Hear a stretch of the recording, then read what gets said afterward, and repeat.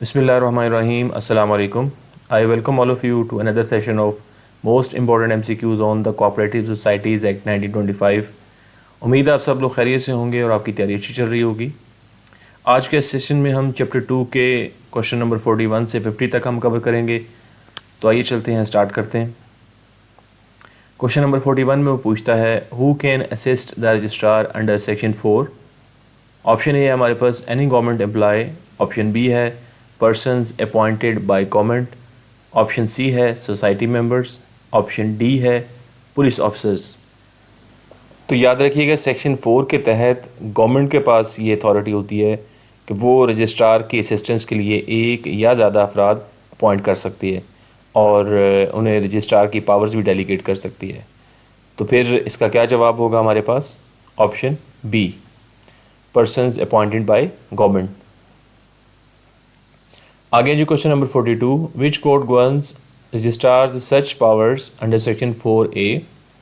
Option A है हमारे पास civil procedure code, option B है criminal procedure code, option C है कॉन्ट्रैक्ट एक्ट, ऑप्शन डी है एविडेंस एक्ट। तो याद रखिएगा इस सेक्शन में बड़ा क्लियर रेफरेंस दिया गया है कि रजिस्ट्रार की जो सर्च पावर्स हैं वो क्रिमिनल प्रोसीजर कोड के सेक्शन 7 के तहत होंगी। ठीक है, तो फिर इसका क्या जवाब होगा हमारे पास?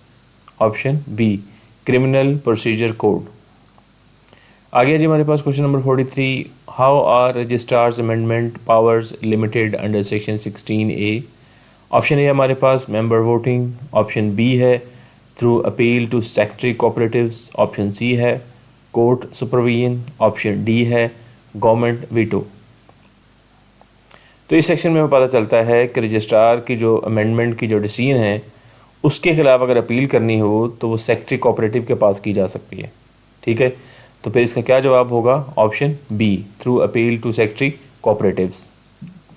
नेक्स्ट है जी, who maintains records of nominated directors under section 5E।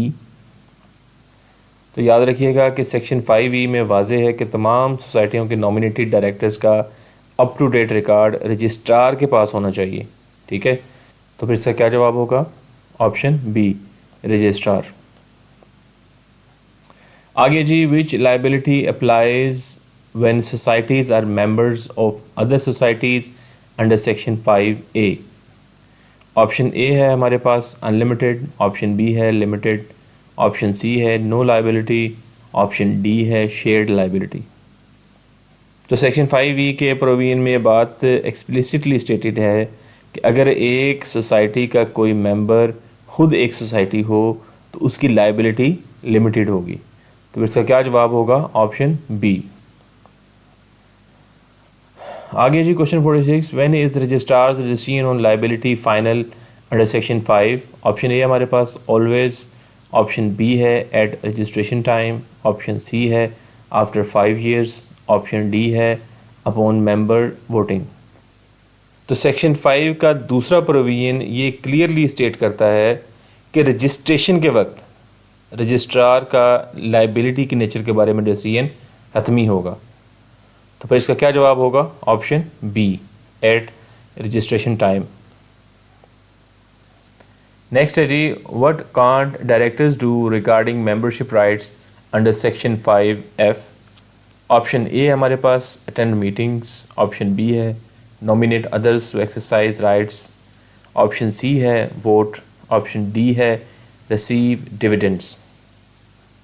तो ऐसा है कि सेक्शन 5F में ये बड़ा क्लियर रिस्ट्रिक्शन दी गई है कि डायरेक्टर्स अपने मेंबरशिप राइट्स को इस्तेमाल करने के लिए किसी और को नॉमिनेट नहीं कर सकते। तो फिर इसका क्या जवाब होगा? Option B, nominate others to exercise rights.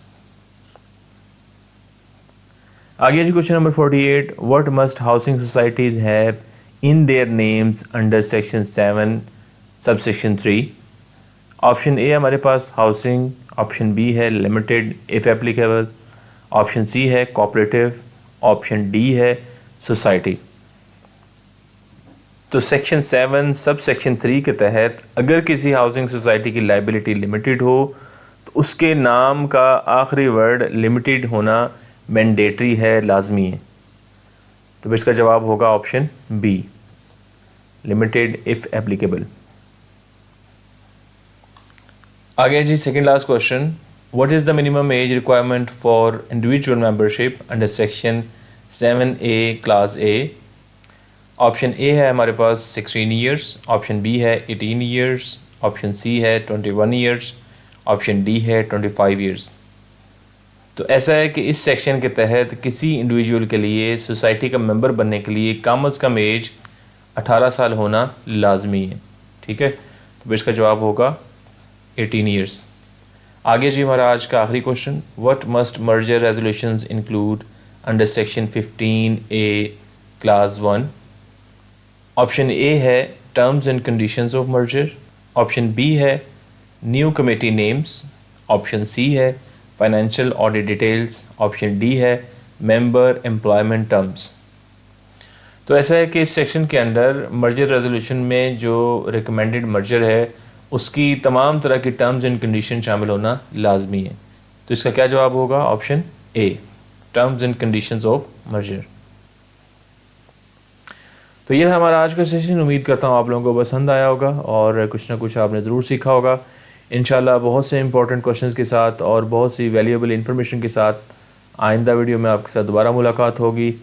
तब तक के लिए इजाज़त चाहूँगा। अल्लाह हाफ़िज़।